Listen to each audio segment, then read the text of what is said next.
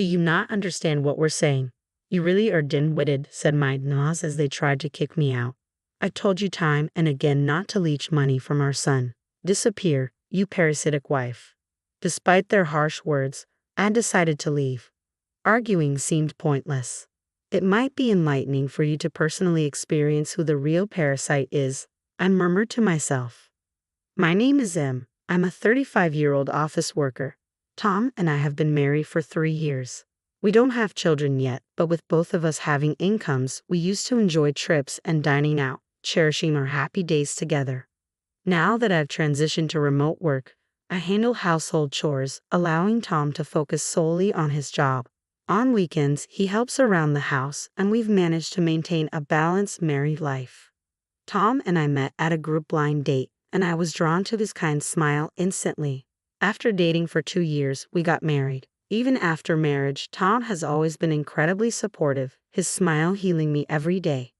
However, our happy marriage isn't without its challenges, mainly the presence of my in-laws. Tom's family runs a ramen shop that his father started 15 years ago after leaving his office job. The business seems successful with several branches in the city. The first time I met my in-laws, they were dressed in expensive luxury brands, seemingly more for show than genuine choice. To put it bluntly, they seemed nouveau rich. Our first meeting was when we visited them to announce our marriage, and from the start, they seemed to look down on me. Any daughter-in-law is fine as long as she can do housework and doesn't cause trouble, but she does seem to lack fortune, doesn't she? They remarked. I was taken aback by their directness. My husband quickly reprimanded them, and they behaved better afterward. Yet I realized they were people who spoke their minds without a filter. Perhaps it's a trait of restaurant owners, especially ramen shop owners, to be assertive. Thankfully, my husband is always on my side, reassuring me that even if I were to lose my job, we would manage together. Is this version okay, or would you like further adjustments? I wouldn't consider working in a ramen shop, so their words didn't bother me much. Besides, my husband apologized many times for his parents' rude behavior and assured me that we only needed to interact with them during major family events. Apparently, he doesn't get along well with them. I heard that his father had always been stubborn and struggled as a salaried worker.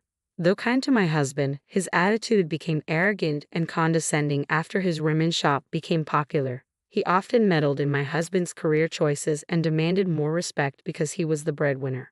That's why my husband didn't like being around his parents and moved out when he went to college. The only thing he's grateful to his parents for is that the profit from the ramen shop funded his college education. Thanks to that, he got a job in a reputable company and wants to repay them for their kindness someday. But other than that, he generally wants to avoid them. Since he told me that I haven't met with my in-laws even once after getting married, I think one reason we haven't had to meet them is that we don't have children yet. For a while, we lived happily as a married couple. However, recently my in-laws' ramen shop started facing financial difficulties. Their rude attitude was the main cause. In the past, if a ramen shop had good food, people would visit even if the owner was gruff and unapproachable. But now, online reviews and social media heavily influence a shop's reputation. The in-laws service became the subject of many negative reviews. Complaints ranged from the owner being too curt to messy serving by the waitresses, to the owner visibly getting grumpier during rush hours. It felt like they had become complacent due to their initial success. However, in reality, their business dwindled, and the branches served food worse than instant ramen. Negative reviews spread rapidly, causing their shop's reputation to plummet. They blamed the times and stubbornly stuck to their old ways, which eventually led to the closure of all their shops, including the main one. It seems they finally realized the gravity of the situation. Uncharacteristically, they turned to their son, my husband, for help. Tom, please help us. At this rate, we'll end up on the streets, they pleaded. My husband had anticipated his parents would come to us like this. It really didn't work out, did it? I told you before, didn't I? If you act too arrogantly, you'll end up regretting it. There's a saying that the customer is God. If you treat them carelessly, they'll come back to bite you. Back then, you dismissed my words as just naive opinions, didn't you? This is your own doing. You really should reflect on your actions. I'm sorry. Would you like any further adjustments? But turning to us for help is futile. My husband stated firmly. My in-laws collapsed to their knees, crying at his harsh words. I never imagined my kind-hearted husband could be so stern. Yet I could feel the love he held for his parents in his words. He spoke sternly out of concern for them. At that moment, I realized how admirable my husband's character was and fell for him all over again. Eventually, my in-laws gave up and left. However, a month later, they returned to us looking completely worn out, without a single branded item they used to flaunt. Even after selling all our branded goods, we still can't pay off our debt. We even sold the car, but there's still so much debt remaining. Can you help us out, please, Tom? We don't have anyone else to turn to, they pleaded, bowing deeply to their son. My husband crossed his arms, pondering what to do. I wasn't fond of my in-laws, but seeing them in such dire straits made me want to help them. Tom, what about sending them a monthly allowance? I suggested. My husband looked surprised, and the in-laws also looked shocked, lifting their heads to gaze at us. Emily, are you sure? My husband asked. Yes, I replied. You mentioned wanting to repay them for putting you through college, didn't you, Tom? Is that true? Well, I didn't say something like that. My husband hesitated. Tom, please, we'll work hard to pay off our debts. Can you at least support our living expenses? The in-laws pleaded again, bowing deeply. In the end, my husband agreed to support his parents. He decided to transfer $700 to them every month. Would you like any adjustments to this version? I chose to send $800 every month. My husband told me I didn't need to send that much, but I wanted my in-laws to pay off their debts and restart their lives as soon as possible. I believe this incident would make them reconsider their arrogant attitude. Besides, I had a source of income other than my regular job, income from real estate. I had been studying stocks and investments for a long time and had managed to grow my assets through it. After accumulating a decent amount of wealth, I purchased a luxury apartment and used it for rental income. Little by little, my assets grew, and I bought another apartment for real estate investment. Before I knew it, I was earning around $700,000 annually, so I had a lot of financial leeway. Of course, I kept this a secret from my in-laws. I was giving my husband a bit more money than necessary to support his parents for his sake. The in-laws were very grateful for our support and expressed their thanks. Tom, thank you so much. Thanks to you, our life is slowly becoming stable, they said. Seeing them express their gratitude made Tom visibly happy. I hoped that with this, they would find jobs and be able to repay their debts. However, a month went by, and it seemed they still hadn't found any work. An even more troubling issue arose. The in-laws started visiting our house frequently during weekdays.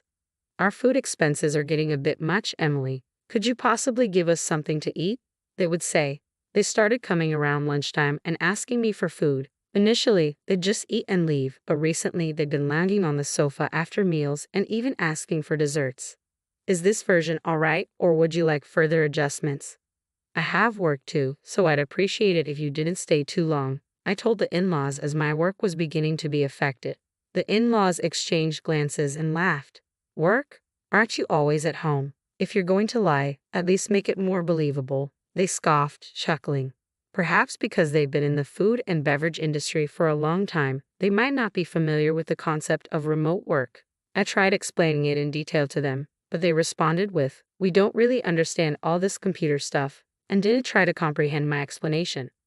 No matter how much I told them I was busy with work, they wouldn't listen, and their demands only increased. Emily, we're out of tea. Hurry up and go buy some. Don't you have any snacks? Prepare some rice crackers or something. Such a useless daughter-in-law. For a housewife, you're really inconsiderate, they criticized. The in-laws kept blaming me with such words. They promised to work and repay their debts, but they kept saying they couldn't find jobs and continued to intrude into our home during the day. Moreover, they hurriedly leave before my husband returned. Probably they felt a bit guilty towards him, who was providing them financial support, or maybe they just didn't want to be asked if they found a job yet. Is this version okay, or would you like any further adjustments? I was at my limit, even though I contribute a significant part of the money we give them. Why do I have to be treated this way? I stood up to the in-laws and said firmly, "Please leave now."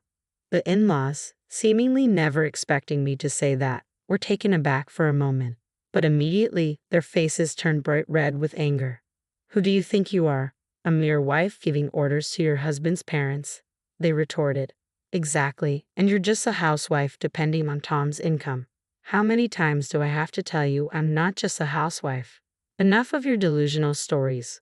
That's how the in-laws kept shouting. Then, with a gleam in their eyes, they came up with an idea. Right, you should just leave this place. What? I exclaimed. Indeed, that's the best idea. It's because of you that Tom's remittance to us is so small. You know we're sending you $1,500 a month, right? What do you mean it's not enough? I asked incredulously. Well, that's just what our living expenses amount to normally. It's actually barely enough, they insisted. I was at a loss for words. They seemed to be the type who, no matter how much money they received, couldn't give up their luxurious lifestyle. As I stood there in disbelief, they glared at me coldly. Hey, how long are you planning to stand there daydreaming? Pack your bags already, huh? Don't you understand what we're telling you? You really are dense, aren't you? We're telling you to stop leeching off our son for money. Get lost, you parasite of a wife. They sneered. With those words, the in-laws tried to throw me out. I realized there was no point in talking to them anymore, so I decided to leave as they demanded. Understood. I'll pack my things and leave, I said calmly. My in-laws looked smug. Now our lives are finally secure, they chuckled. If it was just the three of us, Tom and us, everything would have gone smoothly from the start, I thought to myself, ignoring their hurtful remarks. Is this version okay, or would you like any further adjustments? I began to pack my things. I'll disappear as quickly as possible, I thought. Hearing this, my in-laws left with a look of satisfaction. That night, I explained the situation to my husband. When he returned home, he was more dumbfounded than angry. Emily, I'm truly sorry, he said. It's okay. Now I realize that they'll never change. It's good to know that there's no point in trying anymore. I comforted my husband. Together, we packed our things and decided to leave the house. About 2 weeks later, we received a call from the in-laws. So, what's the situation now? Have you left the house? I've been trying to contact Tom about the remittances, but he seems too busy to answer the phone. We've already left, so you can rest easy. You won't see me in front of you anymore, I replied. Hearing this, I could hear my in-laws rejoicing on the other end. Ah, I see, haha. Finally, our son can get rid of the burden that was you. Haha, now with this, Tom's remittances will increase and our life will get easier, they chuckled. The in-laws seemed pleased as they continued their conversation. I sighed and responded sharply. You really had a lot to say about me, didn't you? It would be good for you to experience firsthand who truly fits the description of a parasite. As I said this, I could hear the in-laws getting angry again. With that attitude, you truly are a hopeless daughter-in-law. Well, you're probably not even our daughter-in-law anymore. You might as well live a poor and lonely life, they snapped. My in-laws were so deluded, I figured I'd just let them keep believing that. So I made some non-committal responses and hung up the phone.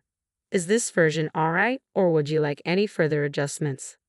I received another call. Do you need something else? As soon as I answered, my in-laws, sounding panicked, started interrogating me. What the hell is going on? When I went to the apartment where Tom lives, someone else was living there. You know something, don't you? Even if you two broke up, tell me where Tom is, they demanded information. My husband, who was listening next to me, took the phone. I've always been with Emily, Tom. Why are you with that woman, and why have the remittances to us stopped? Maybe because you insulted and tried to drive away my precious wife. I won't forgive anyone who hurts my beloved wife, even if it's my own parents. Besides, you never listened when Emily explained multiple times about her job and such. Did you? You probably didn't even try to find out that Emily was sending you more money than I was. Is that true, Emily? Were you sending them $1,500 every month because you wanted them to pay off their debts quickly? And yet, they insulted you, calling you useless. I won't be sending anything to such parents, sorry, but I'm cutting ties with you as family. Now, deal with your debts on your own, my husband declared firmly. Wait, I had no idea Emily was earning so much. Can you forgive us if we apologize? Maybe then you can send money again, pleaded my in-laws.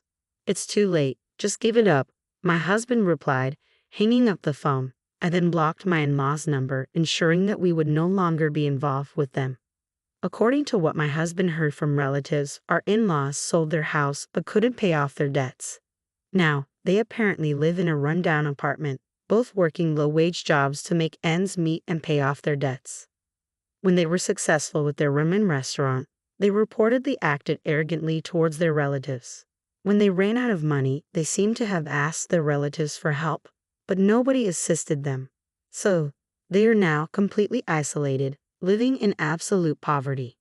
My husband and I have given them as much support as we could. We can't cover for them anymore. It's their own doing. I doubt they'll ever change their ways or attitude, so they might as well continue living this way. On the other hand, we continue to enjoy our time together as a working couple. A year later, I became pregnant. I hadn't expected to have a child at this time, but we are grateful for this blessing from above. Together with my beloved husband, we plan to raise our precious child. Does this version meet your expectations, or would you like any further adjustments?